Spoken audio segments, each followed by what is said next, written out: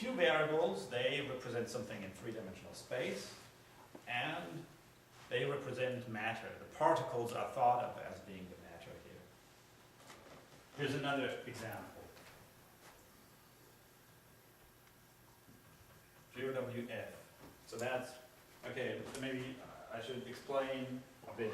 So this is a particular dynamical collapse theory. So a collapse theory is some theory that replaces the Schrödinger equation by some other equation in such a way that for quantum states or wave functions like Schrödinger's cat, they evolve into either the wave function of a live cat or the wave function of a dead cat, and each with appropriate probabilities. Okay, one such dynamical collapse model, maybe the best known one, is due to Girardi, Rimini, and Weber in 1986. So that is what GRW stands for. And GRWF means a version of this theory with a flash ontology. Flash ontology looks as follows. Here's space-time, and we have a number of points in space-time. This picture, actually, the corresponding picture in Bohmian mechanics would be this. We have space and time, and here we have the particle word lines. Okay, now these points here, they're called the flashes, and they replace the word lines of Bohmian mechanics. So here, the flashes, that's the primitive ontology. They're points in space-time. Sort of the flashes are those space-time points where the matter is. They represent the matter. So if I want to say there's a chair, then I hope that this pattern of flashes, when looked at in a coarse-grained way, looks like the space-time picture of a chair. Good. In this theory, there are certain equations that relate the evolution, the stochastic evolution of the wave function to these flashes. Next example is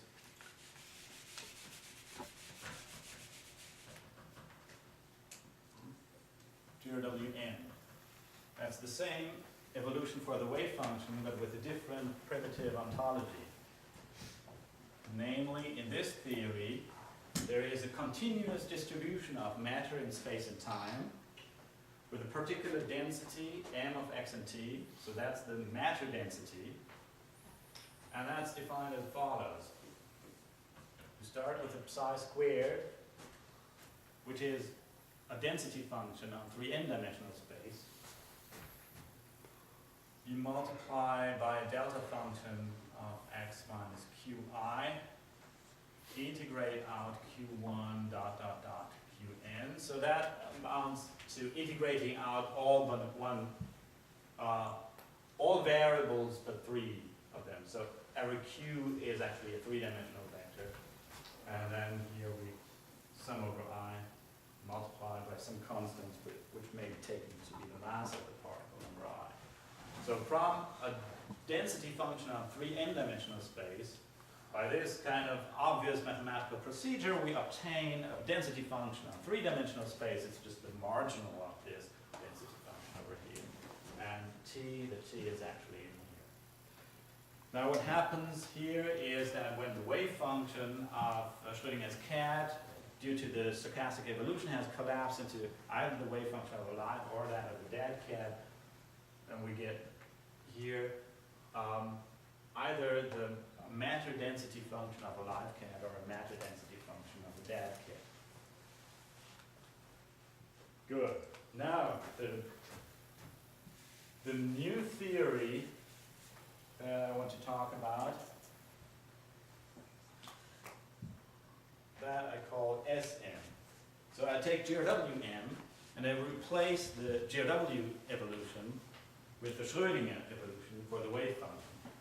So before I made this change, this psi here, that was the GRW wave function, which does not evolve unitarily, but sort of it has this stochastic evolution. It goes away from macroscopic superpositions towards macroscopically unambiguous states. Now I do the same thing with the Schrödinger equation. So macroscopic superpositions, such as Schrödinger's cat, they remain macroscopic superpositions, such as Schrödinger's cat. What happens then with Schrödinger's cat? So psi, that's psi dead, plus psi alive. Just leave out any coefficients. And then what happens to m of x and t? It becomes some combination, some sum of a matter density function on three-dimensional space that looks exactly like a dead cat, plus some matter density function on free space that looks exactly like a live cat. That's because, you see, these two wave functions, they have disjoint supports in configuration space. Therefore, usually when you take the square of the sum, you get cross terms, but because they're disjoint, you have no cross terms. That's why you get just the sum of the two squares of these here. So what happens in this theory is you have this continuous distribution of matter, and it looks like there's there's a dead cat and there's a live cat, and they just don't interact with each other. Why don't they interact with each other? Because they behave like the marginal density of wave functions that are usually considered as alternative possibilities. Okay, so we have a theory describing this density of matter, and it just comes out of the equations that the way this matter density actually behaves is like there's a dead cat and a live cat, and they don't interact with each other. They're mutually transparent. They walk through each other, and they're not aware of each other. And so that is, in a certain sense, a many worlds picture. So here's a theory that has a certain many worlds character in that it just predicts that these things will happen, that you will get multiple copies of the cat, and of course in much the same way you get multiple copies of each of us. This theory was actually first proposed by Schrödinger in 1927. Schrödinger thought it was an empirically inadequate theory. Schrödinger, however, did not think of it as a many worlds theory. He tried to make sense of these equations as a single world theory and came to the conclusion that it was empirically inadequate because when you have, say, an electron in a double slit experiment or something like that, you have a kind of continuous distribution that hits the screen, and then you conclude from that that on the screen you should see a continuous glow, which is actually an incorrect conclusion in this theory. So Schrödinger gave up on this theory after thinking that it was clearly made the wrong predictions, but actually it's not so much that this theory makes the wrong predictions, but what the point about it is that it's really a many worlds theory. So this is a version of many worlds with a primitive ontology. Now let me make some remarks about what properties this version has and some comparisons with space-time state realism. Okay, there was one issue that came up about the Schrödinger picture or Heisenberg picture.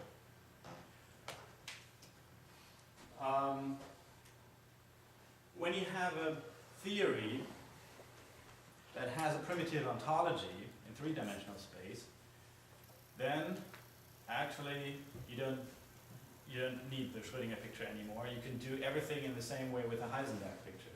Nino mentioned that before briefly. To make that visible, let me write down another equation. Here's a kind of relativistic version of this, a relativistic analog of this.